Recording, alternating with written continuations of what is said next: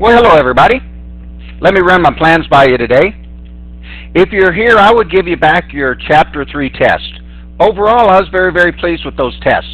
Class averages were 86, 87, 88, even an 89. So anytime a class average is that, I'll take that.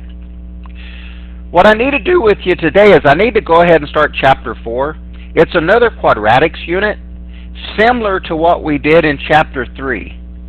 Some of the things that we'll talk about will look familiar. We'll need to find the vertex of a quadratic. We'll need to find the axis of symmetry.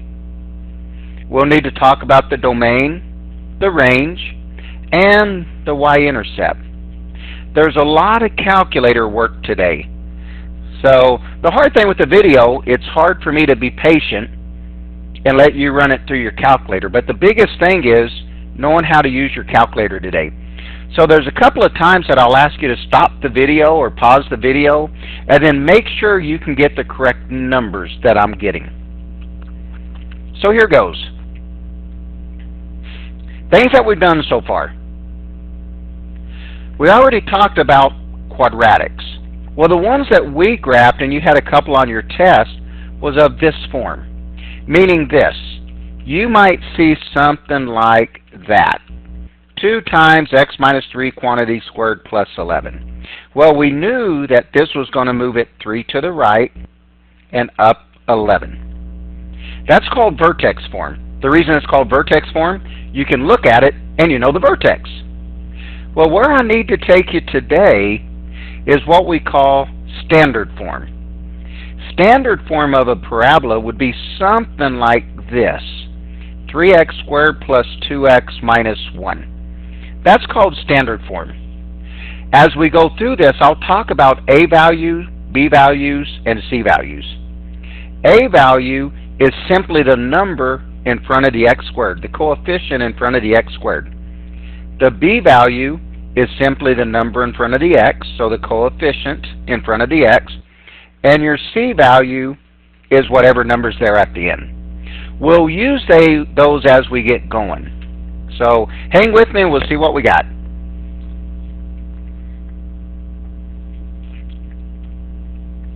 So standard form of a parabola.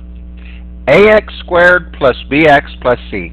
You will need to identify the A value, the B value, and the C value. And we'll practice that as we go because there's a little trick that I need to show you today on what it takes to get the B value, the A value, so that we can get the vertex. So if you will, look at your first example. We've graphed this parabola a few times in the last chapter. But I want you to notice this. I'm setting up my T-chart in a box today. This box is the exact same thing as the T-chart, where we put the vertex right here. If you don't like my box, don't use it and just do a T-chart. You're not going to offend me there. I'm just going to use the box because it wound up saving me room and I could draw a box and copy and paste it for you. But here's what we're going to do. We're going to graph this parabola. Notice that I've already gave you the x-coordinate of the vertex. I'm going to show you in just a minute how I got that. But for now, I'm going to give it to you. And then to fill out your chart, I'm going to add 1, go back to the 0, subtract 1, subtract 1. And then from here, guys, it's calculator work. We're going to plug in -2 in place of the x. So most of you guys with your calculator, you're going to need to go parentheses -2 squared. Now, of course, I hope you just do it in your head, most of it. -2 squared is 4. -1 squared is 1. 0 squared is 0. 1 squared is 1. And 2 squared is 4. We're going to come down and graph this. So I've got -2, 4. I've got -1, 1. I've got 0, 0. I've got over 1, up 1, and over 2, up 4. So here's my parabola. Hey, now when you draw your parabola, it's going to keep funneling outwards forever. So when you draw your parabola, I'll count off if you draw something like that, because that's curving back in. That's not the parabola. Your parabola is going to look something like this. Notice that I know it's flaring out as we go. Okay. Hey, now, the things down here, you'll get better with as we go. The vertex is simply the highest or lowest point on the graph. It's this number right there. So the vertex of that is 0, 0. Notice this also. That's our vertex. That's why we did that trick. The axis of symmetry, the AOS, that stands for axis of symmetry. There's an imaginary line running right down the middle of this parabola. It's called the axis of symmetry because if there's a point right there, there's a point right there. If there's a point right there, there's a point right there. It's the mirror image. The coordinates are the equation of this axis of symmetry. Since it's a vertical line, it's going to be x equal something. Now look to where it crosses the x-axis. It crosses the x-axis at 0. So my axis of symmetry is the line x equals 0. The domain of these, just like we did in the last chapter, is going to be negative infinity to infinity. The range, we did these early in the first part of chapter 3. The range says, hey, what y values are being used?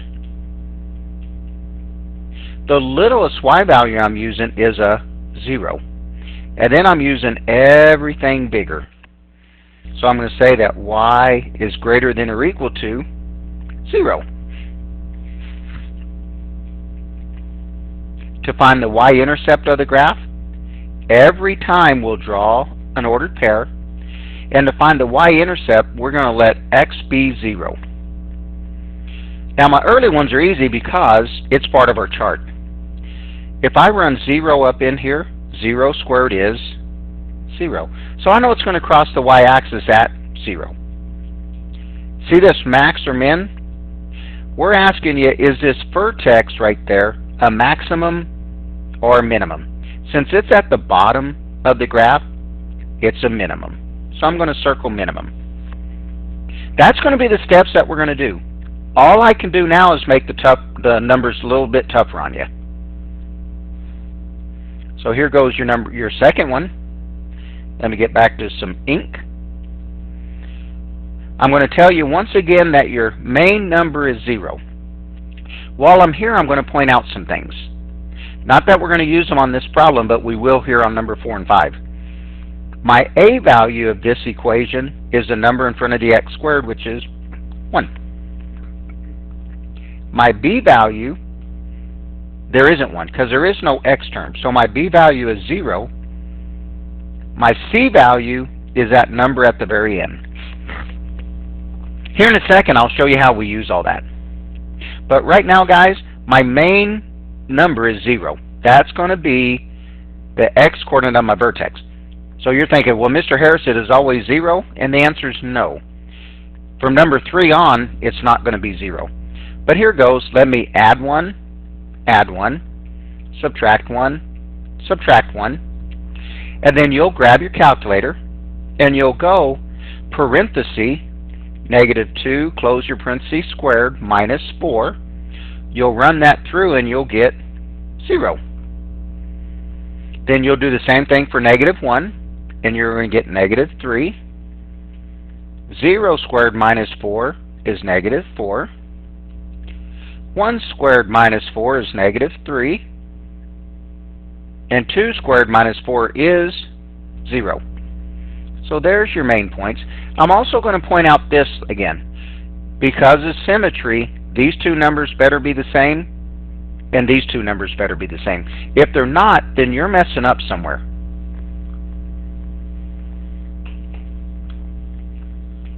So let me graph it. I've got -2, 0. I've got -1, -3. I got 0, -4. 1, -3. And 2, 0.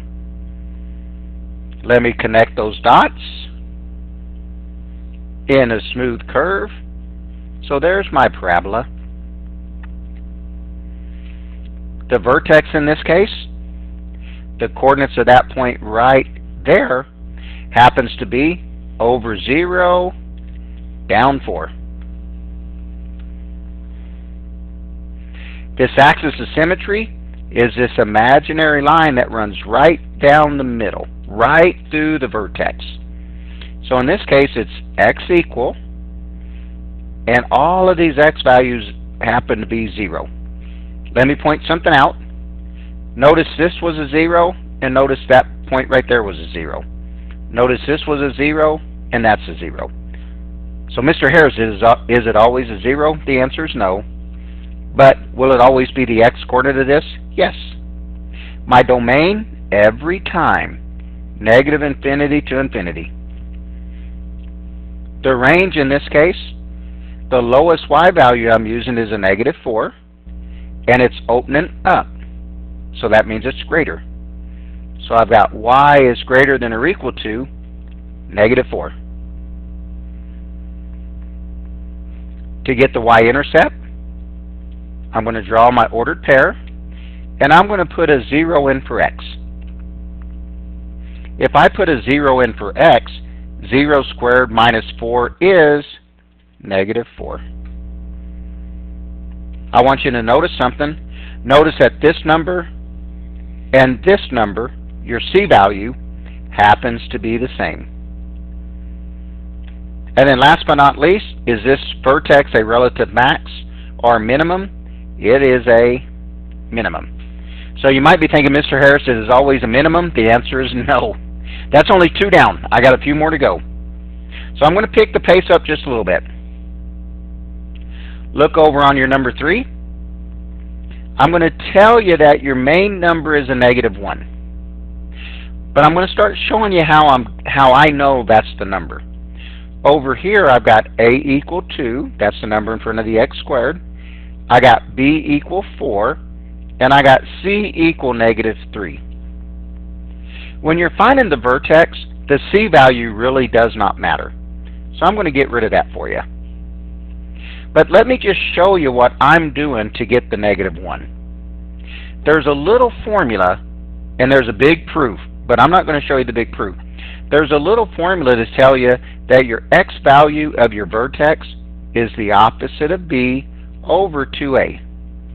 The opposite of b over 2a. So here's how I knew it was negative 1. b was 4, so the opposite of 4 is negative 4, over 2 times your a value. Well, 2 times 2 is 4. Negative 4 divided by 4 is negative 1. That's how I know that's the number. Here in a little bit, if you look at your sheet on the back, 5, 6, 7, and 8, you're going to do that yourself. Right now, I'm giving it to you just to get you good with the calculator. And then what are we going to do? We're going to add 1, subtract 1, subtract 1. Now, most of you guys with your calculator, you will type it in like this. You will go to parenthesis, negative 3 squared, plus 4 parenthesis, negative 3 minus 3 equal. You might pause the video and run that through your calculator, because the hardest part today is running these things through your calculator. Graphing it is really easy. Doing this stuff down here is really pretty easy. But I'll tell you the numbers that you should get. When you run negative 3 through your calculator, you should get a 3. When you run negative 2 through your calculator, I'm going to change those to a negative 2. When you do that, you should get a negative 3. Like I said, if you need to, pause the video, run those numbers through and see if you get those. The next number is a negative 5, a negative 3, and a 3. Once again, guys, let me point out, this number and this number are the same. This number and this number are the same. Let me also start pointing out some things that you should know. Do you see this positive 2? Some things that I know, since that's positive, my parabola is going to be opening up. Since there's a 2 there, this thing is going to be vertically stretched. So I know here in a little bit it's going to look like that. It's going to be a little thinner, and it's going to be opening up. So let me graph it for you real fast. So I've got negative 3, 3. I got negative 2, negative 3. I got negative 1, negative 5. I got 0, negative 3. And 1, 3. So here's my parabola.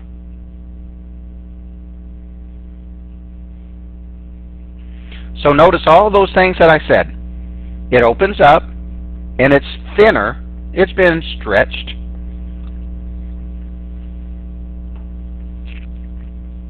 The vertex of this thing looks like it's at negative 1, negative 5. The axis of symmetry is this imaginary line right there. It cuts the x-coordinate of the vertex. So it's going to be x equal, and it crosses at negative 1. Let me point this out. Notice this negative 1 and that negative 1. They will always be the same. The domain will always be negative infinity to infinity. The range in this case, the lowest y value that I'm using is a negative 5, and it's going up. So it's going to be y is greater than or equal to negative 5. Let me also point this out. See this number and that number? They will always be the same. The y values will always be the same. For your y-intercept, I'm going to draw my ordered pair and let x be 0. I'm going to run 0 through this just to show you something. 2 times 0 plus 4 times 0 minus 3 is negative 3. Let me show you a shortcut to your y-intercept now. This number and this number will always be the same. This will always be 0, whatever your c value is. And in this case, it's at the bottom of the graph, so it's a minimum. Mr. Harris, will they always be minimum? The answer is no. Our next one will be different. So there's what we got so far. Let me try to get this thing out of the way a little bit. So here goes my next one. Let me show you where the negative 2 came from. In this case, a is the number in front of the x squared is negative 1. B is the number in front of the x, which is negative 4. I'm not going to worry about the c because it doesn't help me on the vertex. But let me show you how I knew this was negative 2. The opposite of b over 2a is what I'm going to use. B is negative 4. Well, the opposite of that is 4. 2 times a is negative 2. 4 divided by negative 2 is negative 2. Starting on number 5, you're going to have to do that yourself. So it's the opposite of b over 2a. And then I'm going to add 1, subtract 1, subtract 1. Now when you run this through your calculator, see this negative out here? Here's what you're going to want to do. You're going to want to go negative 1 times. And then since there's a negative, parenthesis, negative 4 squared minus 4 parenthesis negative 4 plus 1. You might pause the video again and run that through. If you don't have a calculator that you can see what you're typing in, you're going to have to just do this. Negative 1 times, and I need negative 4, so you'll have to go 4 negative, and then you're going to have to square that thing. Minus 4 times negative 4 plus 1. But no matter what you have, guys, when you run negative 4 through there, you should get a 1. Like I said, you might pause the video and try that. Like I said, the hardest part is running this stuff through your calculator today. And then the other numbers, this was a 4, this was a 5, this was a 4, and that's a 1. So I'm going to graph this, negative 4, 1, negative 3, 4, negative 2, 5, negative 1, 4, and over 0, up 1. So here's my parabola.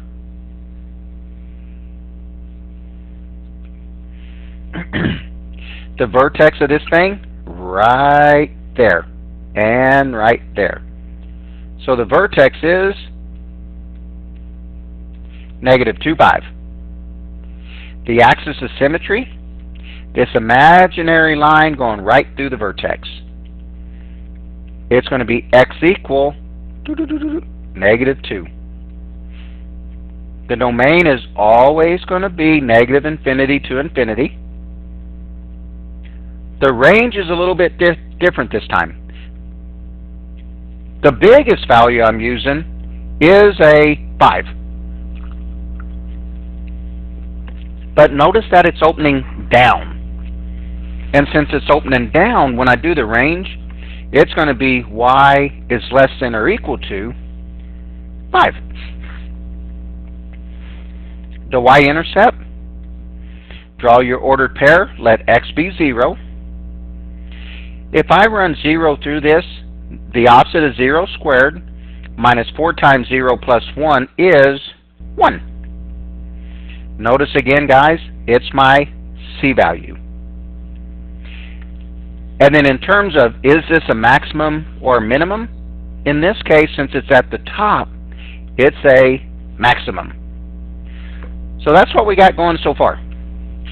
Now on my next view, you're going to have to find your own x-coordinate. You're going to have to figure out what's the main point. So if you will, look over at your number 5.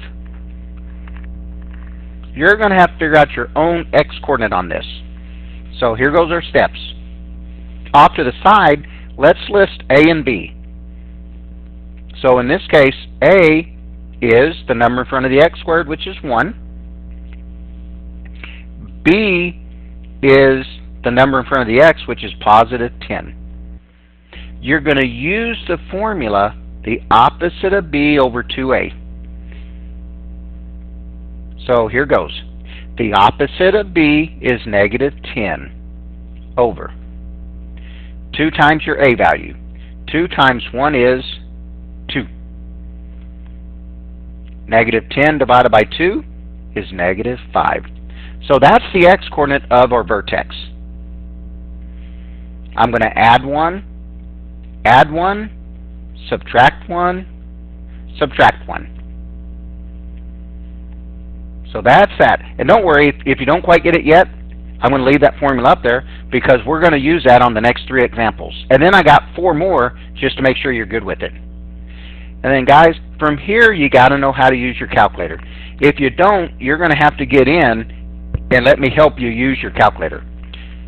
You can pause the video and make sure you can get these numbers, but this number is negative 5, negative 8, negative 9, negative 8, and negative 5. And then let me graph it. And you know what? Before I even graph it, I'm going to come down here and see if we can fill out this information. The vertex is at negative 5, negative 9. The axis of symmetry is going to be x equal, it's always x equal, this number right there, negative 5. The domain is always negative infinity to infinity. The range, there's a y and a negative 9. You just have to decide, is it greater than or equal to or less than or equal to? Well, here goes. If you look up here at this 1x squared, I know this thing's opening up because it's got a positive number in front of it. Since it's opening up, it's greater than or equal to. To get your y-intercept, here's your ordered pair. Let x be 0.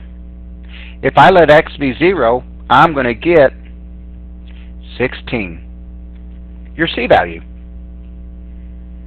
And since we know this thing's opening up, I'm going to have a minimum on the graph. Now I'm going to go ahead and graph it. So -7, -5, -6, -8,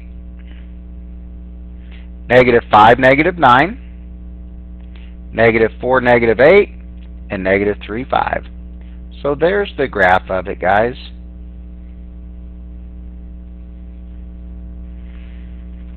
So I'm going to really pick the pace up on these last few, just because this part should be getting easy for you. The hardest part is going to be that right there. So I'll make sure you're good there. Here's your number 6. If you would, list what A and B happen to be. So on number 6, A happens to be 1. B happens to be -6. Apply your formula that says the opposite of B over 2A. So go find your B value. B happens to be -6. The opposite of that is 6 over. Go get 2 times your A value. 2 times 1 is 2. 6 divided by 2 is 3.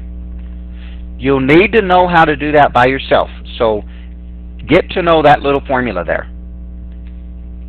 So now I'm going to add 1, subtract 1, subtract 1. To save some time, the numbers happen to be -5, -8, -9, -8, and -5. I'm going to fill out the chart again before I graph it, because I want to get you good with that. There's my vertex at 3, -9. The axis of symmetry is going to be x equal 3. We know the domain -infinity to infinity. That's the easy part. The range in this case is going to be y, and there's a -9. We just have to decide, is it greater than or less than? Since this is positive, it's going to open up, so it's going to be greater than. To get your y-intercept, let x be 0, and then go get your constant at the end. Since there's nothing listed, it is a 0. And since we know it's going to be opening up, it's going to be a minimum. Just to make sure, 1, -5, 2, -8, 3, -9, 4, -8, 5, -5. So we got this graph right there. So everything matches up.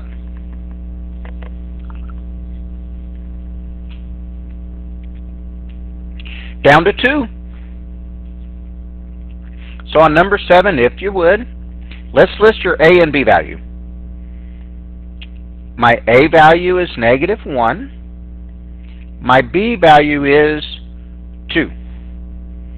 I don't care about my C value right now. I do know that here in a little bit, I'm going to use it with my y-intercept. But here goes. Use the opposite of B over 2A. It's a little formula for you. B happens to be 2. The opposite of that is -2 over 2 times your A value. 2 times -1 is -2. -2 divided by -2 is 1. Add 1, subtract 1, subtract 1. And then from here, start running it through your calculator. To save time on my video, because you can pause it if you need, I got -6, -3, -2, -3, and -6. Once again, because I want you to be able to do this without seeing the graph, I'm going to fill out this information first. But peek at the graph real fast. See that negative there? I know it's going to open down. So my vertex is at 1, negative 2. My axis of symmetry, x equal 1.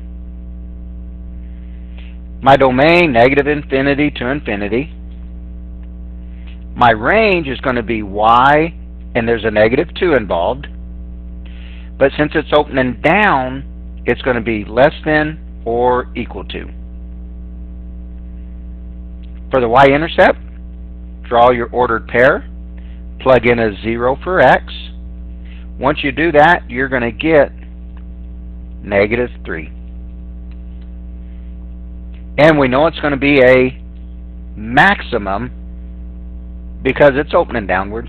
So you're riding a roller coaster. You're going up, up, up, up, up, up, up, up, up, and then you're coming down. So you hit a max. I can sketch it for you real fast. Negative 1, negative 6. 0, negative 3. 1, negative 2. 2, negative 3. And 3, negative 6. So it looks like this. And last but not least, here goes your number 8. So just to kind of help you out, my A value is going to be 3. My B value is going to be 0. Not negative 8, but 0, because there's no x term. Now use negative b over 2a. So I'm going to have 0 over 6, but 0 over 6 is 0. And then a 1 and a 2, and a negative 1 and a negative 2. And I'm going to have faith that you can graph it and do rest of that. These are not on your sheet, but if you're struggling figuring out how I'm getting that, look at these examples right here real fast.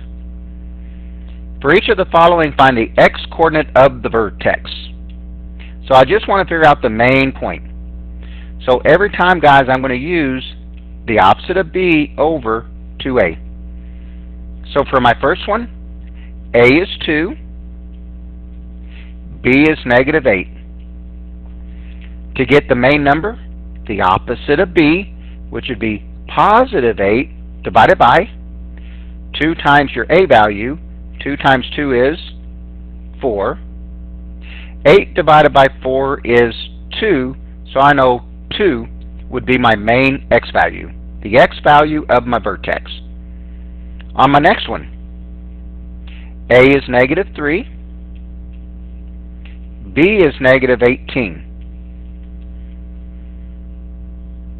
I'm going to use the opposite of b over 2a, so the opposite of b is 18 over 2 times a, which would be negative 6. This answer comes out to be negative 3. Another one, my a value is 2, my b value is 10. The opposite of b is negative 10 over 2 times my a value, which would be 4. Negative 10 divided by 4, negative 2.5. That's okay to have a decimal in there. It's going to happen. My last one, my a value is negative 4. My b value is 16. The opposite of b, so negative 16 over 2 times a, negative 8. Negative 16 divided by negative 8, positive 2. So hopefully the video wasn't too fast. Like I said, it's mainly calculator work. So if you have any problems on that, get in ASAP and let me get you straightened out on that. We will have a homework quiz on it next time. And you got to be successful on graphing to do our next lesson. So make sure that you're on top of this to start the new chapter. Good luck.